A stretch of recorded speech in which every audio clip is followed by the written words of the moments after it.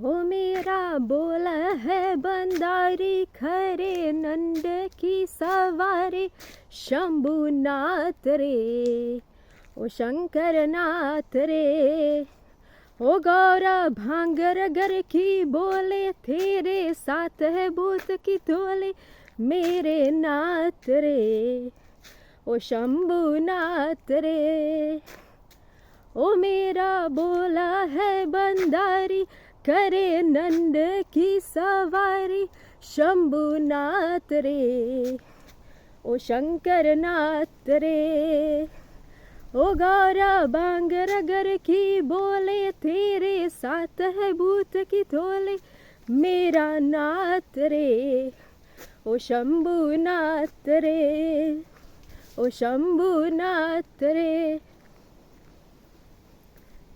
Good day all.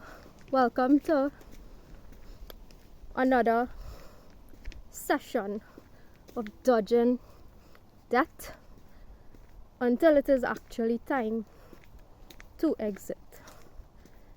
Welcome to another session of dodging death until it is actually the time to exit this earth, right? So today's the third and final session on research. Remember, I'm not going into any great set of depth and length with this. It's just to blend two disciplines, philosophy as well as sociology, right? Philosophy / spirituality and sociology, because I know as a matter of fact, that sociological perspectives and insights blended with the spiritual laws can provide multifaceted ways of seeing the world and can also lead to one's mental, emotional, spiritual freedom right here on this planet called Earth, right? Sociology gives very keen insight into how social institutions function and also how individuals function, right? And spiritual law actually provides the foundation, the backing, right? The truth upon which change is created, right? And sociology as well is about initiating or bringing about change in society, and so is spiritual law, right? Change in society by virtue of taking right action, following the path of least possible violence, right?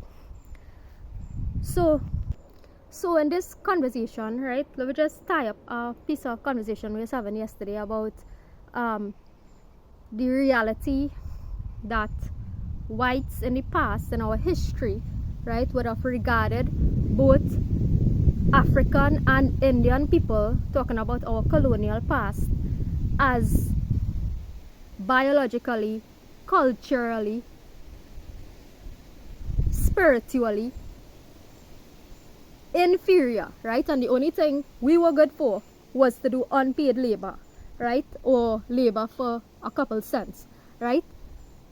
The only thing we were good for was to do unpaid labor, right? That's all we good for, right? To labor, that is all we were good for, to labor for the colonial masters for free, right? And we were talking about how this view lingers still in terms of us being seen here in the Caribbean as an inferior entity, right? As an inferior entity in various ways, right? And that has slowly changed over time, right? That has slowly changed over time, but the perception still lingers, right? The perception still lingers, right?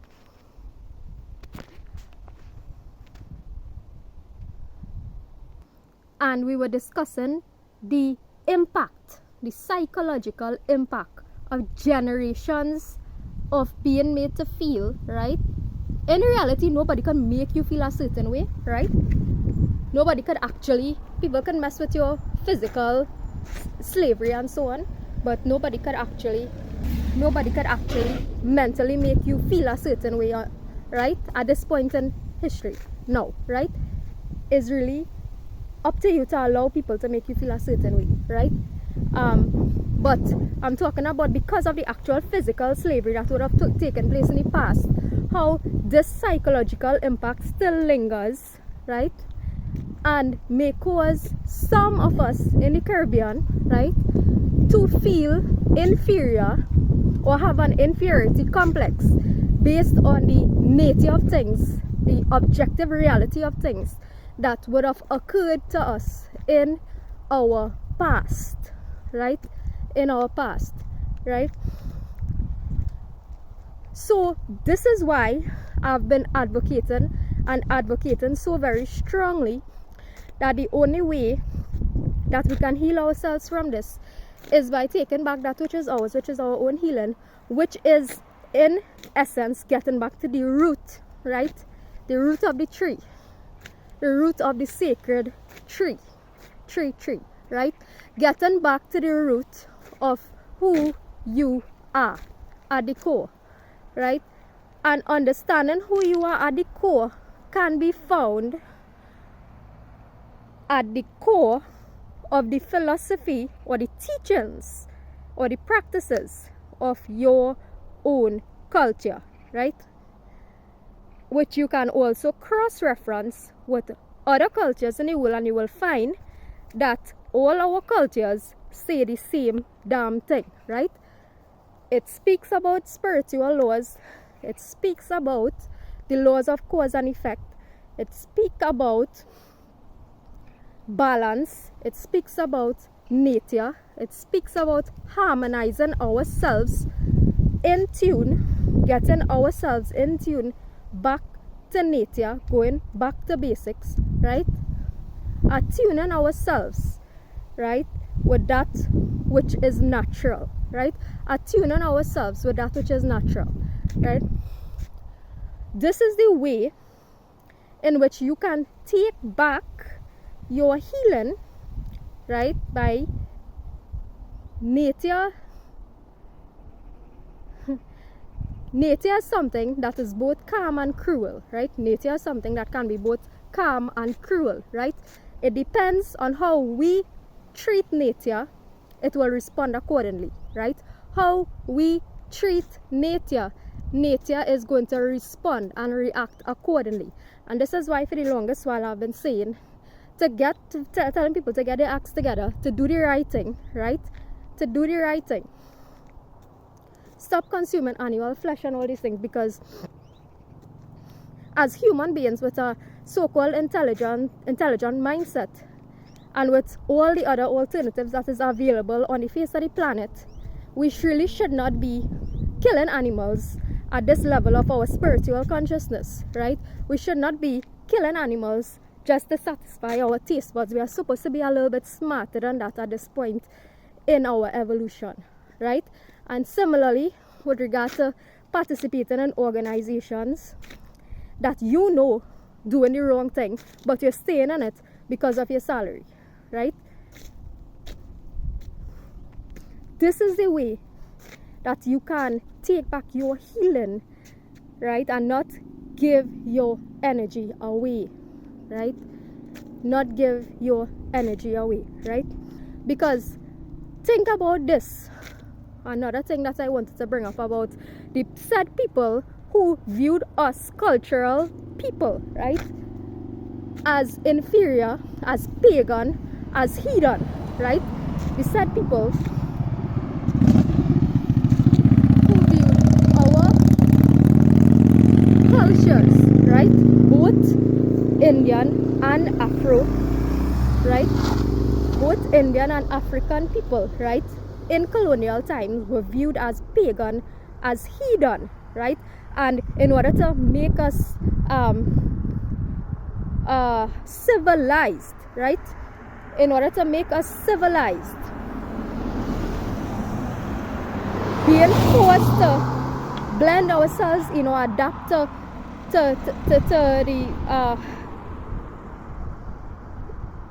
the religion of the slave master, right? The official religion of the slave master, right?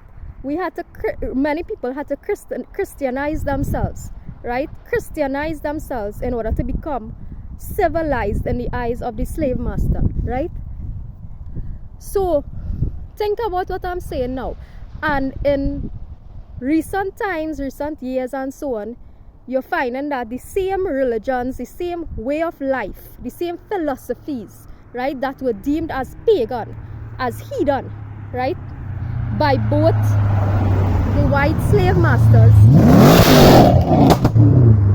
by both white slave masters in the past, and those who were brainwashed into the socialization of the white slave masters, right?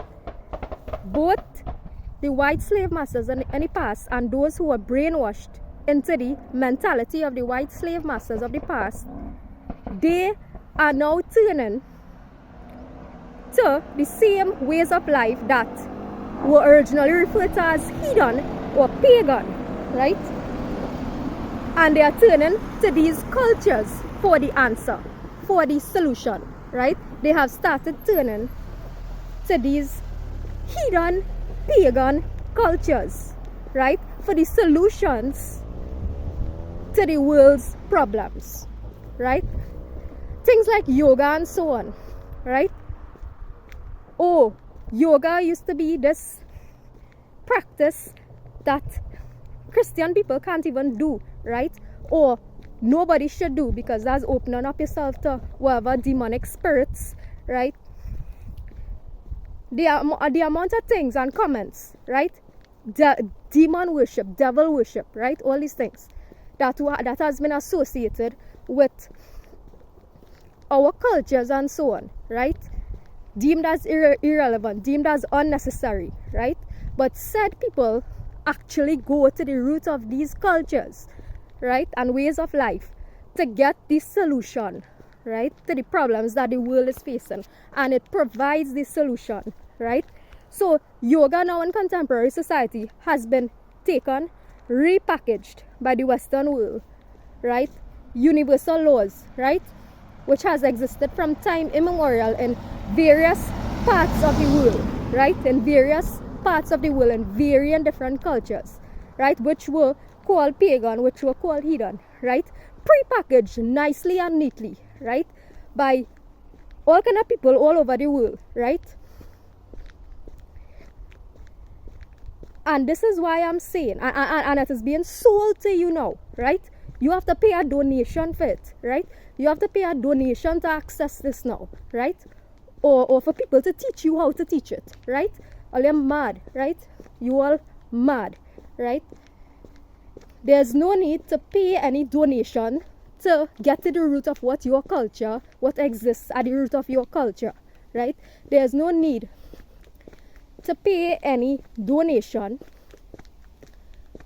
to get access to the teachings that exist at the root of your own way of life, right? Or for anybody to come to tell you how to teach it and so on, right? There's no need to do anything like that. And that's why I've been advocating taking back yourself, right? Taking back yourself is the true way to heal from this psychological trauma, psychological, cultural, and sociological trauma that was inflicted upon you, right? Align with the spiritual law, right? And there's nothing in this world that you need to fear. There's nothing in this world that you need to be afraid of, right? Because you will be protected, right? Just take what I am telling you, right? So this is the last session that we're going with this topic of research. And in this topic, this session, we want to talk about the difference between correlation research and experimental research, right? So yeah, in yesterday's video I would have spoken about correlation, right? Examining correlation, which is examining a potential relationships between two variables, right? So I would have used the example of number of hours spent sitting on a couch and number of pounds gained, right? To give an example of a possible correlation, right? Now there are issues with correlation, right? And why it might not be it whilst it is important in demonstrating potential relationships and the strength of such relationships and so on, right? With this type of research, it is impossible to control, meaning it is impossible to control for third party variables, right? It is impossible to control for third party variables, and this distinguishes it from experimental research. So what do I mean by this, right? So remember, we were examining the relationship between number of hours spent on a couch and number of pounds gained, right? So when I say it is impossible or difficult to control for third party variables or external variables, right? What do I mean by this, right? Whilst there might be a possible relation between these two factors, sitting on the couch for long hours and putting on weight, there might be other factors that also contribute to you putting on weight, right? So sitting on the couch for long hours, whilst it may be related to you putting on weight, there are other external variables. So there are other external factors that may cause you to put on weight, right? This might be because you have medical issues. This might be because you're just eating too much pizza and fries and doubles, right? This might be because you're not drinking enough water, right? So there are many factors that also could influence or come there and confound, right, this relationship, right? There are many other external or third party variables that can come in the way of our relationship, right? So how does this differ, right? How can we so in correlation, the two variables that we are talking about can't be controlled, right? Can't be manipulated, right? In the other type of research, which is experimental research, right? In this type of research, you can control for external variables, right? To establish a causal effect, right? So in correlation, because there are multiple external variables that can come anyway, it is impossible to say, okay, you are putting on weight because you're sitting on the couch. That one thing actually leads to another. One thing causes the other, right? With correlation, there's no establishing of a cause, right? There's no establishing of a cause, right? I can't tell you that because you're sitting on the couch, that's why you're putting on weight. There might be many factors that might cause you to put on weight, that might cause, right? So with experimental research, it is easier. It's a type of research in which you can actually control third-party variables, right? Eliminate, destroy, remove all potential threats to this relationship, right? Exterminate, terminate, destroy all threats or possible confounding factors, third party variables, right?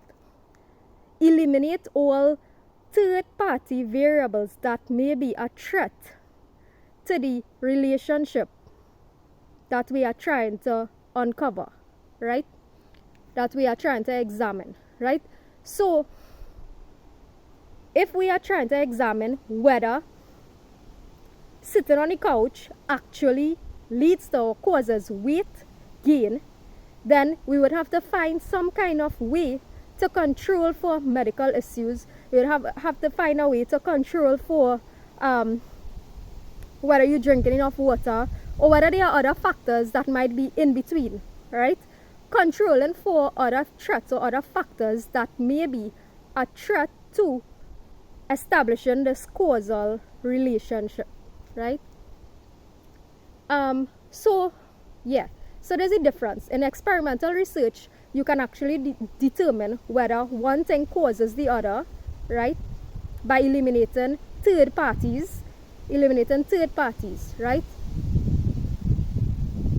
Am I really the cause of you making change in your life, or are there other factors that might be involved, right?